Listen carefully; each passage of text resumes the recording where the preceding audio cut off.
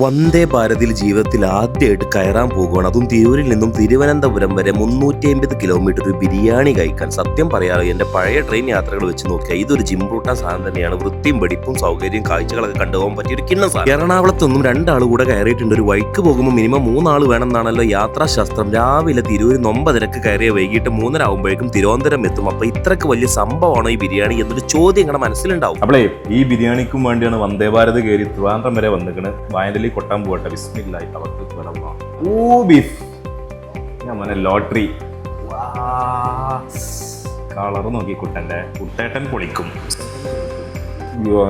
മോനെ ഒരു രക്ഷയാത്ത മീറ്റ്. ചോറ് ചൂടറിയിക്കണം. അത് നമ്മൾ ലേറ്റ് ആയതാണ്. ബിരിയാണിയിൽ ലഗോൺ ചിക്കനും ഉണ്ട്, പുറമെ സുർബിയാനും. രണ്ടും വേറെ ലെവല്. മലപ്പുറംകാരായ എന്റെ ഫ്രണ്ട് അബീബും അവന്റെ എളാപ്പയും അനിയനൊക്കെ കൂടെയാണ് ഈ കട നടത്തുന്നത്. വെൺപാലവട്ടവും ബേക്കറി ജംഗ്ഷനും കഴിഞ്ഞ പുതിയ ബ്രാഞ്ച് കുറുവംകുണത്ത് ഉദ്ഘാടിച്ചിട്ടുണ്ട്. മസ്റ്റ് ട്രൈ ആണ് ഗ്രാൻഡിയോസ് ബിരിയാണി.